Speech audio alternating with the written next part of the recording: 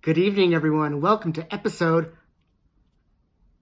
12 of Lockdown Theater, entertainment for the homebound. So tonight you are in for a trippy little treat because the movie that we are going to be discussing is one of the strangest, most outlandish cinematic journeys that you are likely to take. It comes courtesy of one of my favorite directors, an artist who I love primarily because he's unafraid to really go there and showcase some truly astonishing images in his films. You know, sometimes beautiful, sometimes grotesque, but always in the service of a more profound meaning in his films. I am, of course, talking about British director Ken Russell, and the movie is Altered States. So, Altered States was released in 1980 and was written by a man named Paddy Chayefsky, who was a legendary writer. He won an Oscar for the George C. Scott film The Hospital in the early 70s, and also won an Oscar for writing Network. This is the man responsible for the iconic line, "I'm mad as hell and I'm not going to take it anymore," from that film. Chayefsky apparently fought with Ken Russell constantly, and there was all sorts of bickering and whatnot, and he actually had his name removed from the film. He's credited to a pseudonym, Sidney Aaron, but, you know, who really knows why? I mean, it was also based on Chayefsky's novel, so there you go.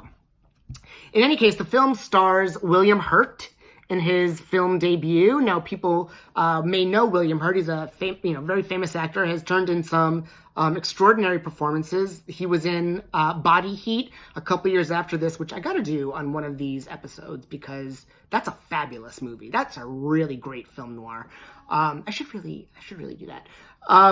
He was also in, Children of a Lesser God, Kiss of the Spider Woman, Broadcast News. So he's got a very distinguished career. The film also stars Blair Brown, who people may know from the TV series The Days and Nights of Molly Dodd.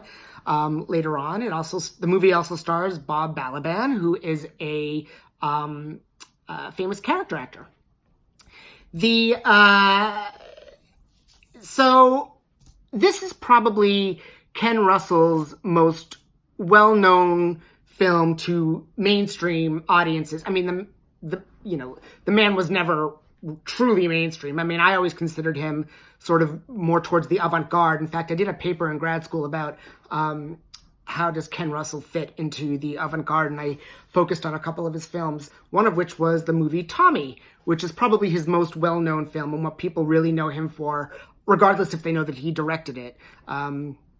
But Altered States is probably the second most, the second closest to mainstream film that he's really done. I mean, you could argue Women in Love, but I'm talking more modern audiences.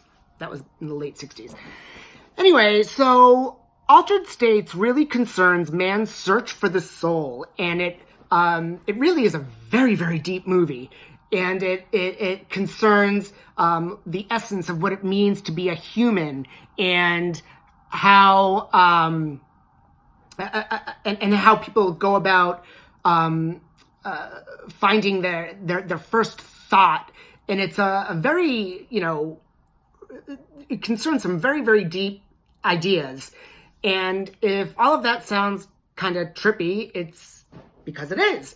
The main character spends the majority of the movie tripping balls inside of a isolation tank after he's taken drugs, and the guy just messes with his mind completely, all in the service of finding this the essence of his soul. I mean, I'm not even sure I really understood the entire movie, but it's deep. But the interesting thing about this is that the way, and this is why Ken Russell is a good director for this film. I mean, the way he marries sound and image, it's really astonishing. Some of the effects in this film are mind-blowing. I mean, you would never expect, a studio like Warner Brothers to get behind a movie that's as crazy as this. Some of the images are really quite horrific. I mean, he's got some religious imagery like burning crosses and hellfire and all sorts of stuff. I mean, it's really, parts of it actually reminded me of the Stargate sequence in 2001, Space Odyssey. I mean, in the whole just like, the sensory assault really is what it is. But, it works, and it's never a boring movie. It is certainly, and y'all know how I feel about movies and their, and the visual quality that I feel that movies should possess, and how I gravitate towards movies that are really very visually exciting and that have a certain look about them, and the importance of the visual as part of the cinematic experience.